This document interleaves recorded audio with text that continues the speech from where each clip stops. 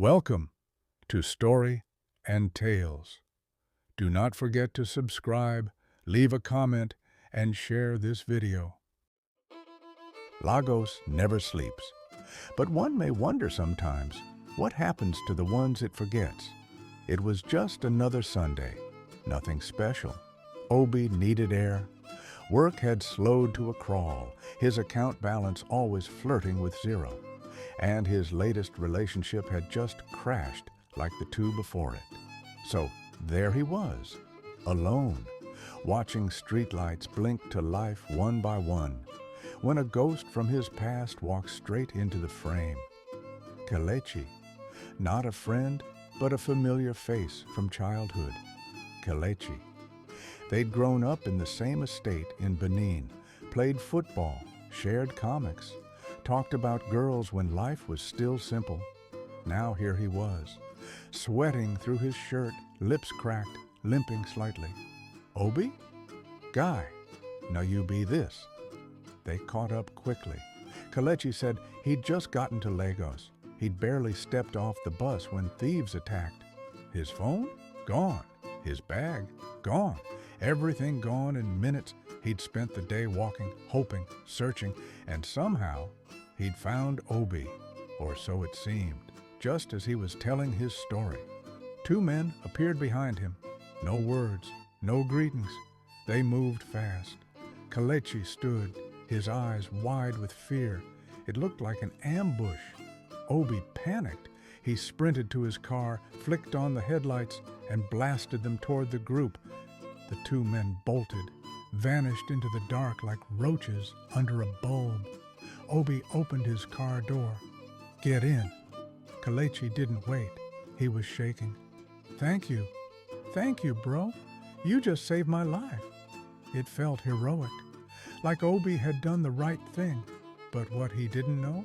Those two men were never a threat. They were Kelechi's boys, his partners, and that entire encounter, staged. They weren't attacking him. They were helping him sell a lie. They needed Obi to believe, and he did, completely. Obi gave him shelter, a couch, clean clothes, a hot meal. He assumed it was just for a few days. But Kelechi, he had a longer plan. Weeks passed. Kelechi made himself useful, told stories about selling phones in Benin, claimed his life just fell apart. Always cheerful, always helpful. He even helped Obi with his design jobs, said he had an eye for color. And truth is, he actually did. They played FIFA at night, laughed like old friends. But sometimes, Obi would catch him staring into space, silent, distant. And every time he asked, Kelechi only said, just thinking of how life can switch up on a man. Now that line would haunt Obi forever. Then the strange things began. A silver Corolla, same one, appearing on his street more than once. Same license plate, same spot, same stillness. Obi mentioned it to Kelechi. Kelechi laughs it off.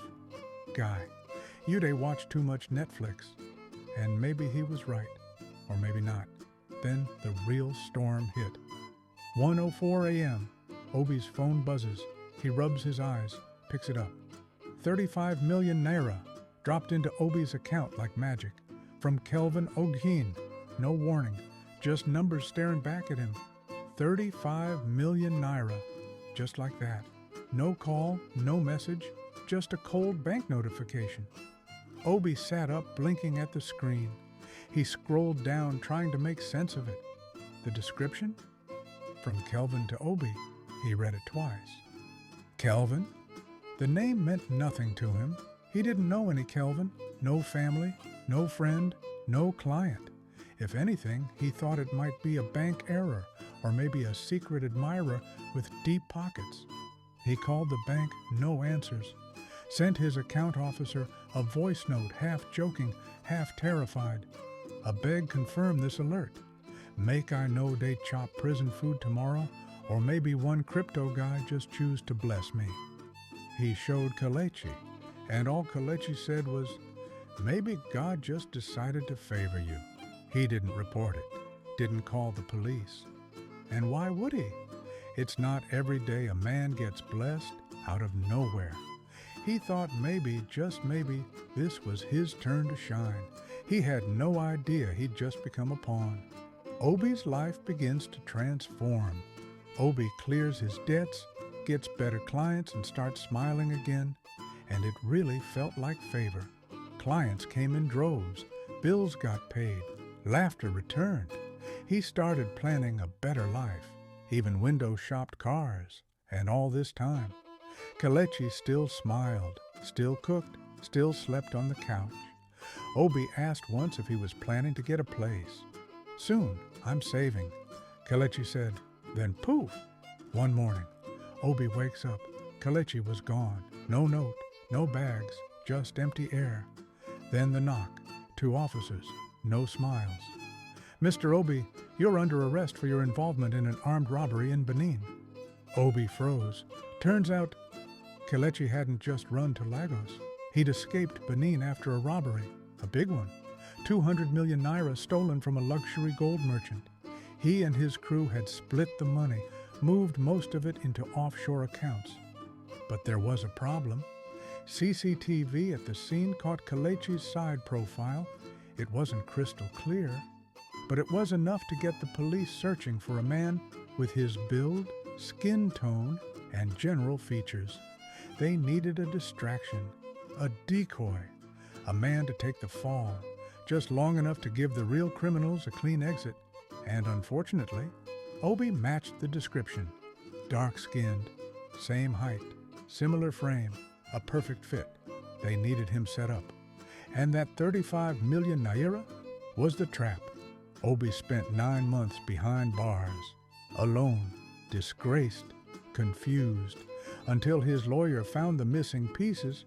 Back in Benin, nobody knew Kelechi by his government name. On the streets, he was just Kelechi the hustler, the phone plug, the smooth talker. But his real name? Kelvin Ogene. He'd used it to register the ghost account that sent the stolen money to Obi. It was his twisted little clue, but Obi missed it, because to him, Kelechi was just Kelechi. CCTV from Obi's own apartment building showed Kelechi sneaking out at night, talking on burner phones, meeting men in corners of the city.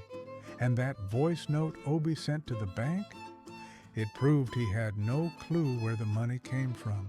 Eventually, he was freed, but not restored, because the damage was already done. Obi went back to where it all started, Freedom Park, older, quieter, a shadow of who he used to be. Kelechi? Well, he's gone. Interpol believes he left the country with a fake passport, maybe changed his face, maybe even changed his name. And Obi? He walks free, but never the same. They say no good deed goes unpunished. And for the longest time, Obi thought that was just bitter talk. Because now, he has seen what happens when kindness meets the wrong man at the wrong moment. The night Obi turned on his headlights, thinking he was chasing off danger. What he didn't know is he was lighting the stage for a con show and himself as a naive clown in this show of betrayal. Like, comment, share, and see you in the next story.